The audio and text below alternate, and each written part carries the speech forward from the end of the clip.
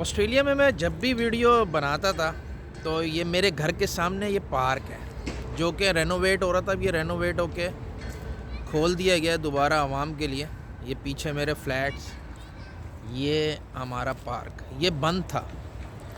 تو میں کیا کرتا تھا کہ جگہ کیونکہ پارک کی بند تھی تو میں نے پھر یہ کیا کہ میں قریبی اس پارک کے ساتھ ہی بالکل ملحق ہے ایک سمجھے نالا بہہ رہا ہے.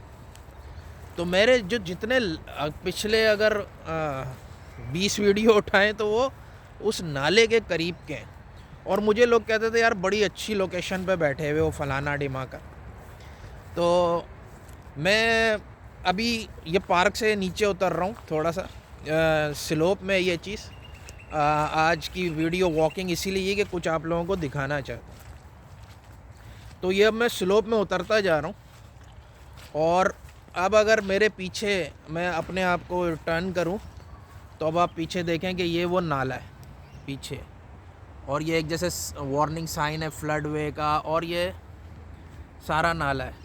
ٹھیک ہے، لیکن اس نالے میں بہنے والا جو پانی ہے وہ جو کراچی میں، یعنی کہ میں اندرون کی تو چھوڑ ہی دیں، جو کراچی میں نلوں میں پانی آتا ہوگا اس سے کم از کم 10 گنا بہتر ہوگا کوالٹی وائز. حالانکہ یہ پینے کا نہیں، یہ اس کو تو بالکل آپ چھو بھی نہیں سکتے.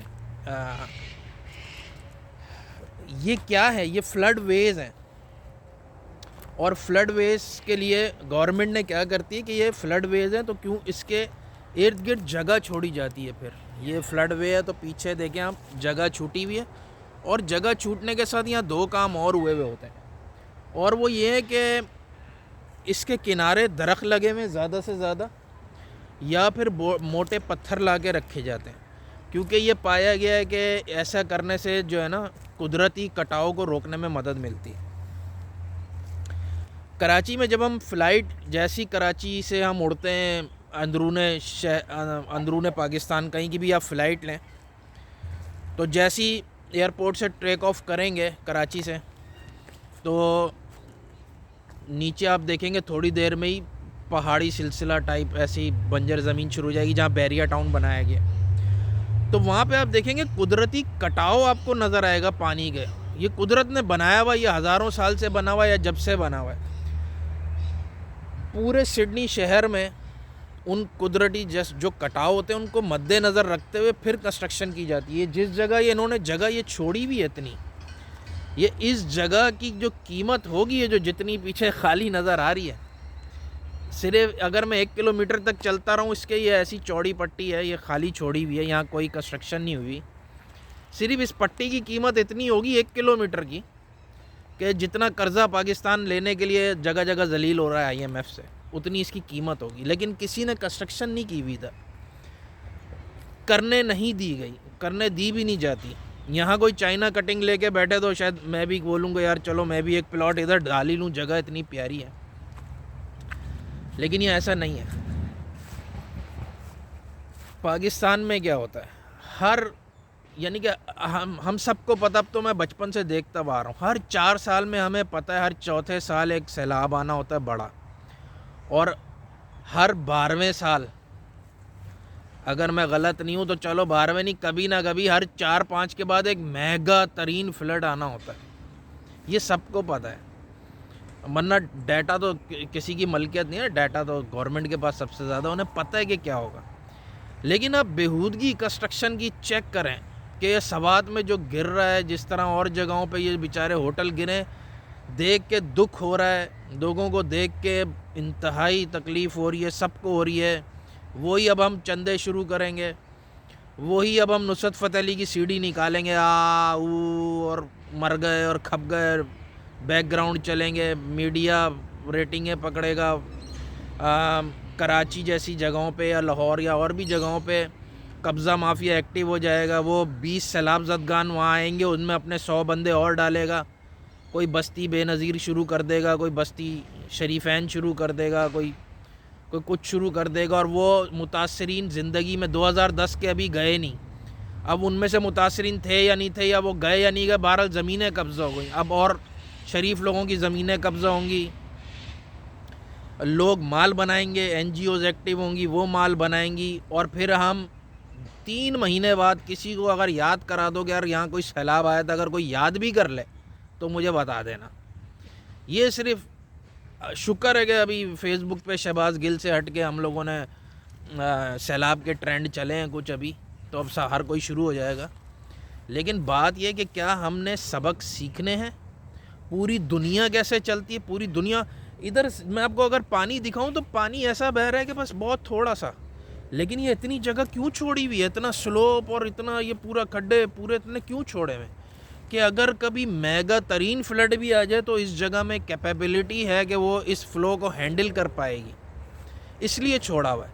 آپ نے دریا کے اوپر ہوٹل, دریا کے اوپر گھر, بس یہ باقی ملکوں میں مسئلہ یہ ہے کہ ہمارے ملک کے ساتھ مسئلہ ہے, باقی ملکوں میں یہ ہے کہ یہاں ملک ریاض نہیں ہوتا, یہاں ڈی ایچ اے نہیں ہوتی کہ جو مٹی لا کے سمندر میں ڈال کے سمندر کا بیڑا غرق کر کے مینگرووز کو کاٹ کے بربادی مچا کے اور صرف ہاؤسنگ سوسائٹیاں اپنی ٹھرک, اپنی بھوک, اپنی ہوس کو پورا کرے.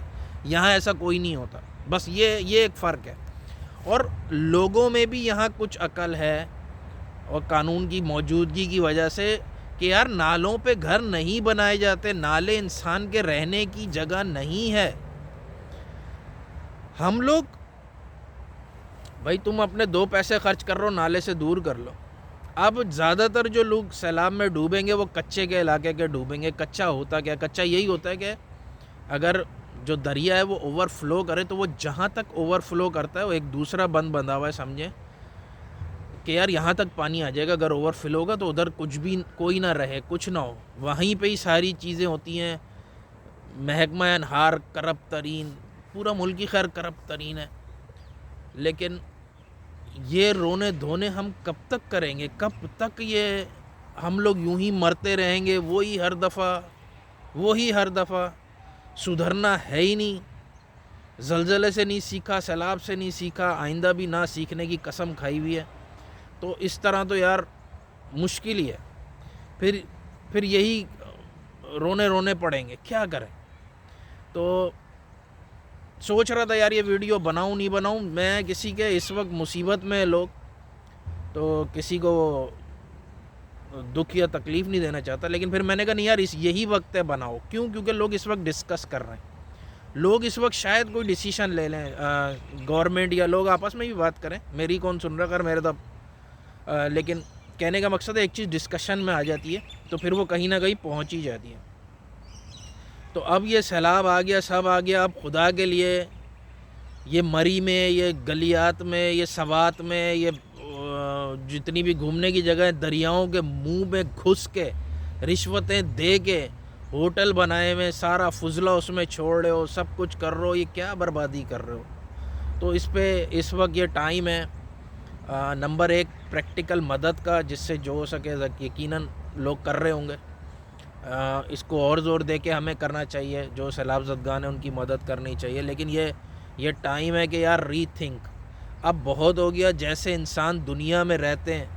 انسان چھوڑو, میں یہاں اگر آپ کو بھی پارک میں میں کیا بولوں کہ یار یہاں لوگ اپنے ڈاگس کے ساتھ ٹہل رہے ہیں, اگر ان ڈاگس کا آپ حالت اور پروٹوکول دیکھ لیں, یقین کریں کہ ہمارے جو ملک میں انسانوں کی حالت ہے اس سے 50 گنا بہتر یہاں کے جانور رہ رہے ہیں. تو کہنے کا مقصد کسی کو ڈی گریڈ یا وہ کرنا نہیں ہے, کہنے کا مقصد ہے کہ یار خدا کے لیے اب ہم کب سدھریں گے, مجھے یہ سمجھ نہیں آتی. تو اللہ کرے کہ اب ہم میں کچھ عقل آ جائے, کچھ سدھار آ جائے. اللہ حافظ.